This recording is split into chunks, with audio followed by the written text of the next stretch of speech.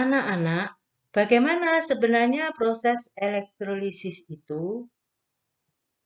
Mari kita simak proses elektrolisis lelehan NaCl. Elektrolit yang digunakan pada sel ini merupakan lelehan NaCl. Lelehan NaCl akan terionisasi menjadi ion Na+ dan ion Cl-. Berarti di dalam lelehan ini hanya terdiri dari ion Na+ dan ion Cl- tanpa ada molekul air. Pada proses elektrolisis dimulai dengan dialirkan arus listrik searah dari sumber arus. Elektron dari kutub negatif mengalir ke katoda. Akibatnya, ion positif Na+ tertarik ke katoda. Dengan menyerap elektron, kemudian Na+ ini tereduksi menjadi Na netral. Sementara itu, ion Cl- ini tertarik ke anoda. Ion Cl- teroksidasi menjadi gas Cl2. Nah, ini ditunjukkan oleh gas Cl2 berupa gelembung-gelembung gas. Gas Cl2 ini netral dengan melepaskan elektron. Elektron yang dilepaskan oleh Cl2 ini kemudian dialirkan anoda, diteruskan menuju kutub positif. Nah, kemudian ke kutub negatif, kembali lagi ke katoda. Kemudian untuk mereduksi Na+. Demikian dan seterusnya. Itu proses elektrolisis lelehan NaCl. Nah, bagaimana reaksi yang terjadi pada proses elektrolisis ini? Nah, jadi ini bisa dibuat suatu pertanyaan ya. Tuliskan reaksi elektrolisis dari lelehan NaCl dengan elektroda karbon, yaitu C. Langkah pertama yaitu kita menuliskan reaksi ionisasi lelehan NaCl, yaitu NaCl kalau lelehan simbolnya L. Terionisasi menjadi Na+ dan Cl-. Nah, ini adalah kation, ini adalah anion. Kation ini nanti mengalami reaksi reduksi karena kation ini di katoda. Yang ini nanti mengalami reaksi oksidasi. Nah, Na+ direduksi menjadi apa?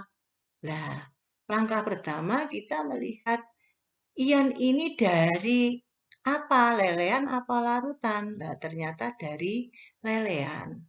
Kalau dari lelehan kita lihat aturannya. Nah, kation logam aktif golongan 1A, 2A, dan seterusnya dari lelehan atau leburan yang direduksi atau yang tereduksi kation itu sendiri. Jadi ini nanti yang direduksi. Nah, reduksi yaitu reaksi pada katoda. Na+ direduksi menjadi Na. Kemudian Cl- anion ini nanti mengalami oksidasi. Nah, untuk menentukan ini nanti teroksidasi menjadi apa?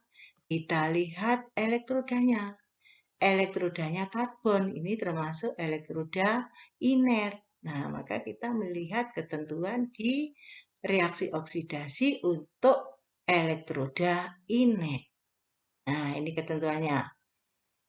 Ion sisa asam halida. Jadi Cl- itu golongan 7A, golongan halogen berarti ini ion sisa asam halida. Dioksidasi menjadi molekulnya. Nah, ini reaksinya seperti ini. Berarti ini kalau saya ganti Cl- berarti ini berubah menjadi Cl2 dengan melepas 2 elektron. Jadi reaksi pada anoda demikian. Nah, dari reaksi di katoda dan anoda, kita lihat dulu elektron yang diserap dan yang dilepas harus sama. Kalau belum sama, harus disamakan dahulu dengan dikalikan silang. Yang atas kalikan 2, yang bawah tetap kali 1. Nah, setelah dikalikan, reaksinya menjadi seperti ini. Nah, kalau sudah sama, baru bisa dijumlahkan. Dicoret dulu ya, dijumlahkan.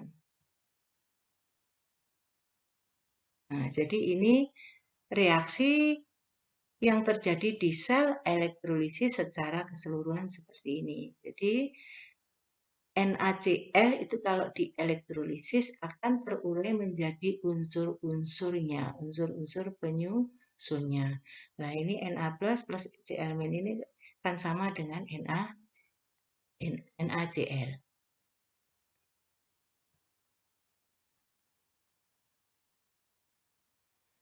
Mari kita simak proses elektrolisis larutan NaCl. Kalau yang tadi lelehan, sekarang larutan. Apa perbedaannya? Prosesnya sama. Di dalam larutan NaCl, berarti di dalam larutan ini ada ion positif, ada ion negatif. Ada molekul air. Antara kation dan molekul air ini terjadi persaingan.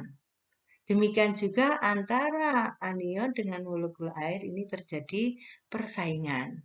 Pada katoda terjadi reduksi, pada anoda terjadi reaksi oksidasi. Nah, mana yang mengalami reduksi dan mana yang mengalami oksidasi?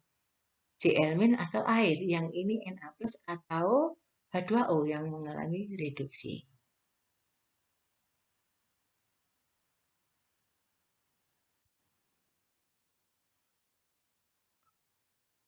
Berdasarkan proses elektrolisis larutan NaCl tersebut, tuliskan reaksi elektrolisis dari larutan NaCl dengan elektroda PT. Langkah pertama, tulis reaksi ionisasinya. NaCl larutan, fasanya Ag, terionisasi menjadi Na+ dan Cl-. Nah, untuk Na+ berarti kation terjadi reaksi reduksi, Cl- anion terjadi reaksi oksidasi. Na+ ini nanti tereduksi menjadi apa? Kita lihat dulu bahwa Na+ ini dari larutan NaCl. Jadi kita melihat ketentuan untuk larutan. Kation logam aktif golongan 1A, 2A, dan seterusnya dari larutan tidak tereduksi. Yang tereduksi adalah air. Jadi reaksi pada katoda seperti ini. Air direduksi menjadi ini. Nah, kita tulis reaksi pada katoda ini. Jadi air direduksi berarti mengikat 2 elektron menjadi 2OH- dan gas H2.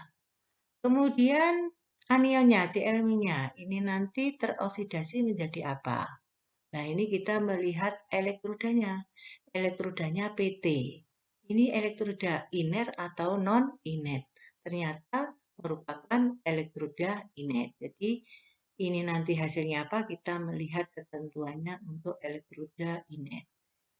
Cl- merupakan ion sisa asam halida. Jadi, ion sisa asam halida dioksidasi menjadi molekulnya. Eg- menjadi Eg2. Berarti ini nanti kalau Cl- menjadi Cl2. Jadi reaksi pada katoda demikian. 2 Cl- teroksidasi menjadi Cl2 dengan melepas 2 elektron. Elektron yang ditangkap dengan yang dilepas sama, jadi ini langsung kita jumlahkan. Nah, sebelumnya kita coret dulu elektronnya. Jadi reaksi yang terjadi pada sel elektrolisis demikian.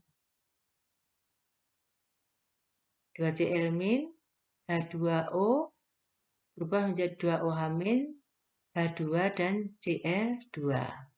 Nah, Cl- ini tadi asalnya dari NaCl.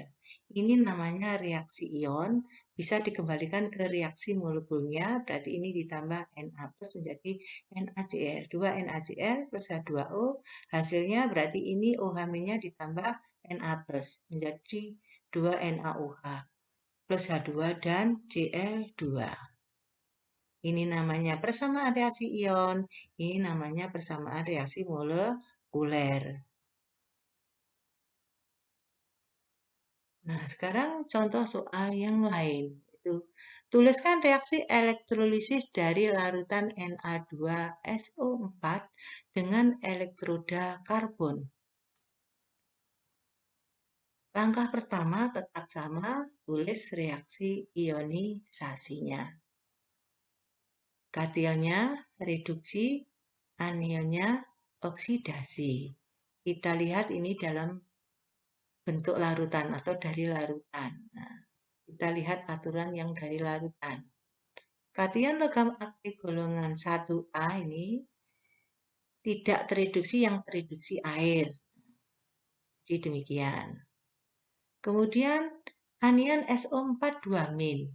Kita lihat elektrodanya karbon, yaitu ini elektroda inet. Nah, berarti kita lihat yang aturan yang elektroda inet.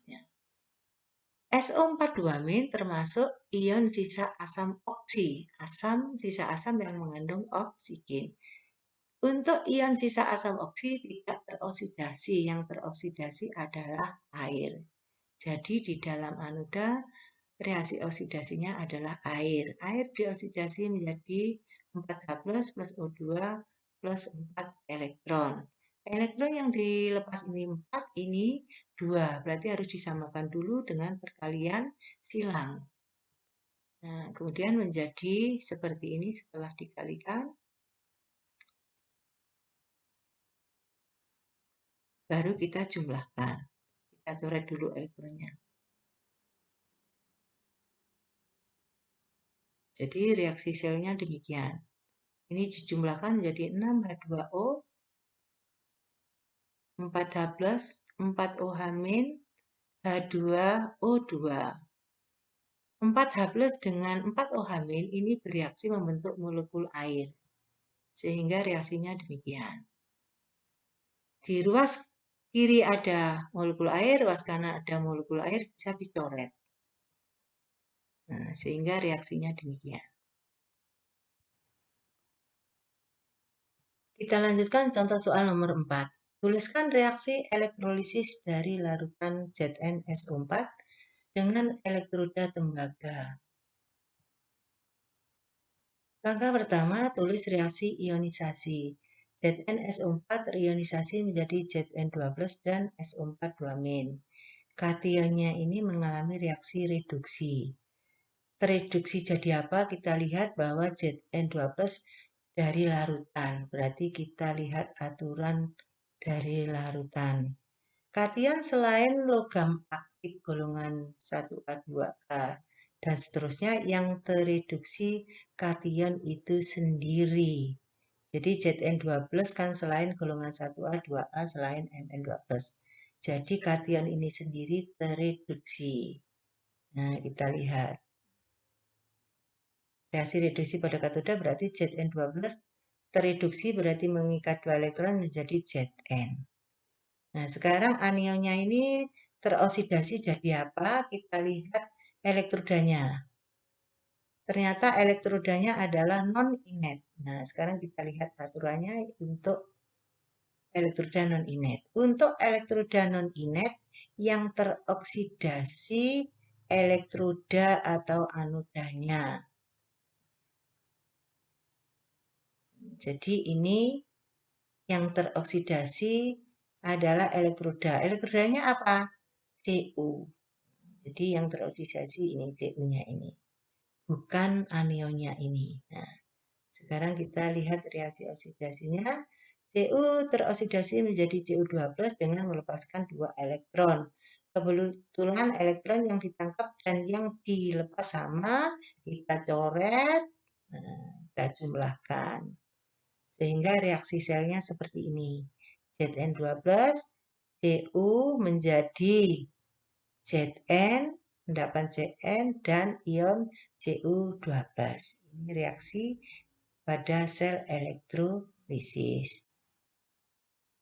Mudah-mudahan video ini bermanfaat bagi kalian dan dapat meningkatkan pemahaman kalian dalam mempelajari tentang elektrolisis. Saya akhiri, wassalamualaikum warahmatullahi wabarakatuh.